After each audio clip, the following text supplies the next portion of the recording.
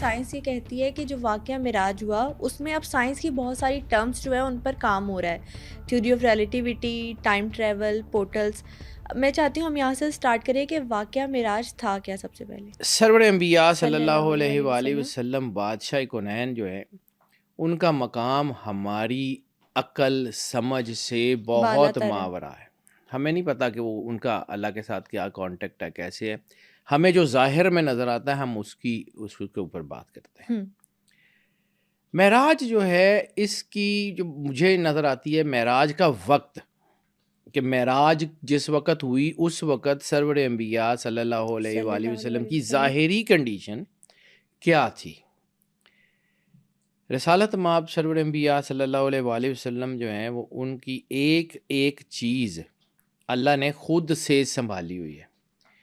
یعنی سرکار عبداللہ علیہ السلام کے پردہ کرنے کے بعد سے لے کے رسالت مآب کی پرورش سے لے کے ایک ایک چیز کا ذمہ اللہ نے لیا۔ جیسے سورہ زحا میں اللہ کہتا ہے کہ ہم نے آپ کو یتیم پایا اور ہم نے آپ کی پرورش کی۔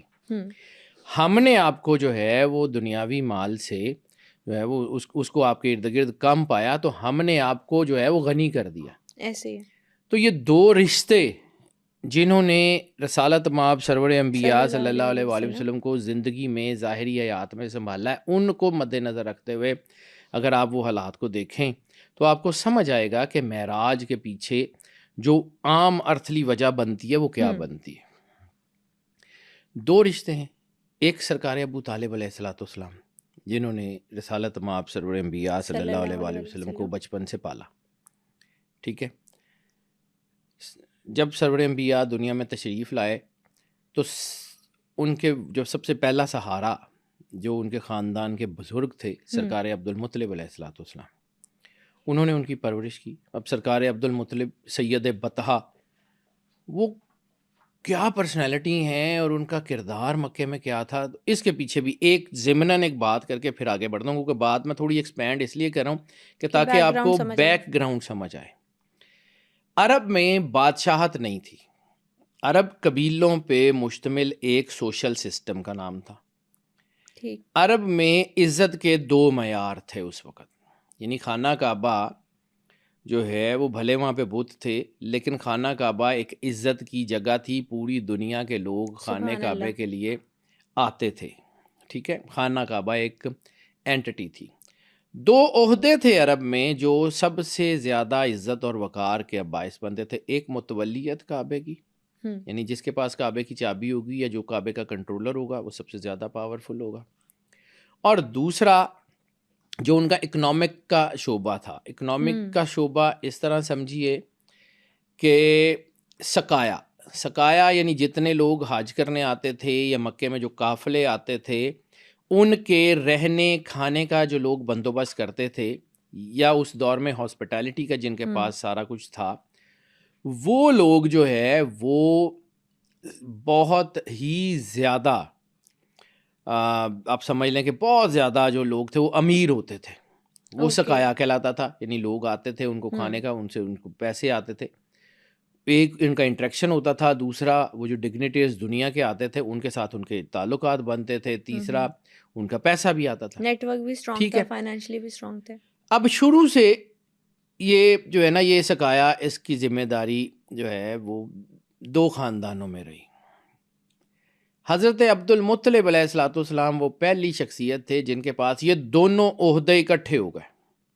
سبحان اللہ۔ سقایا بھی ان کے پاس تھی اور جو ہے وہ کعبے کے متولی بھی تھے، اس لیے جب ابرہہ نے حملہ کیا تو وہ آل ان آل تھے، ان کا کردار، ان کی چیزیں، یعنی ابرہہ نے اور کسی سے بات ہی نہیں کی، ان سے بات کی، اور یہ بھی انہوں نے جب بات کی تو ابرہہ کے پیروں کے زمین سے نکل گئی، یہ کون سا آدمی ہے؟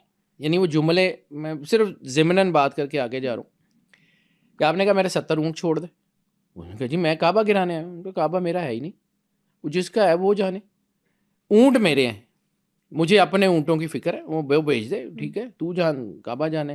لیکن عبد المطلب علیہ السلام کی فراست، یعنی وہ حدیث جس کے بارے میں سرور انبیاء نے بہت بعد میں فرمایا ہے، اس کا پریکٹیکل امپیکٹ حضرت عبد المطلب علیہ السلام میں نظر آتا ہے کہ مومن کی فراست سے ڈرو، وہ اللہ کے نور سے دیکھتا ہے۔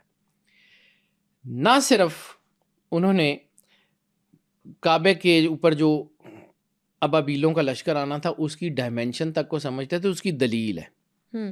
مکے والے عموماً جب پناہ لیتے تھے نا تو وہ ابو قبیس یا پچھلے پہاڑوں میں جاتے تھے، یہ ادھر صفا اور یا صفا سے پیچھے والے پہاڑوں میں کہیں جاتے تھے صحیح. اگر کبھی ان کو شہر چھوڑنا ہوتا تھا۔ انہوں نے کہا ابو قبیس میں پناہ لے لو۔ ان کو اس بات کا بھی آئیڈیا تھا کہ ابو بیل اس طرف سے آئیں گے، اس طرف تک اس کا امپیکٹ جائے گا، یہ شمال یا اس طرف کی طرف وہ اس کا safe رہے امپیکٹ گا. نہیں جائے گا، بس وہیں چلے جائیں۔ ابو قبیس مروہ کی پہاڑی کے پچھلی سائڈ کے اوپر ہے۔ وہ آپ نے کہا بس ابو قبیس میں چلے جاؤ۔ ابو قبیس کو کعبے سے کوئی بہت زیادہ دور بھی نہیں تھا، یہ نہیں کہا کہ دور کے پہاڑوں میں چلے جاؤ، یہاں جنگ ہوگی فلاں ہوگا، تم بس یہ ابو قبیس میں چلے جاؤ۔ ہی واز نوئنگ کہ ہوگا کیا۔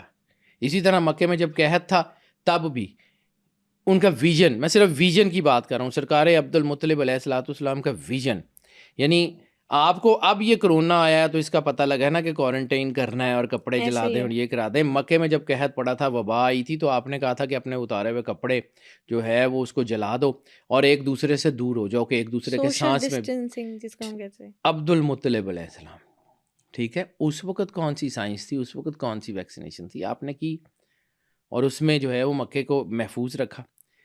اللہ کا ان کے اوپر کو خاص ہی کرم تھا۔ اب بے واپس شک. آتے ہیں اپنے ٹاپک کی طرف۔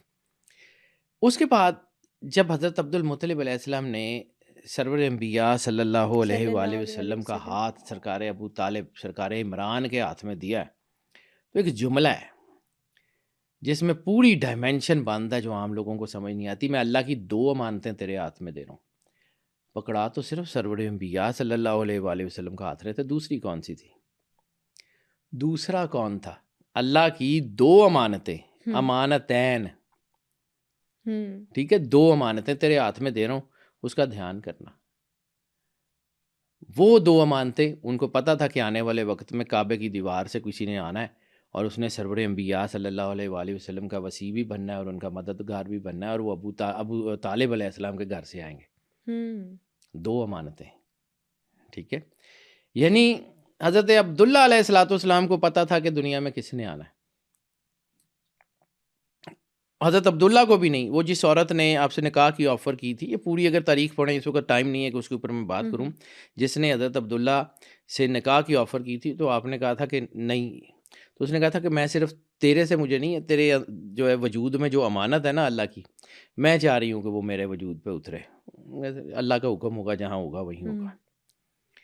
اور پھر سرکار عبداللہ علیہ السلام کو شہید کیوں کیا گیا؟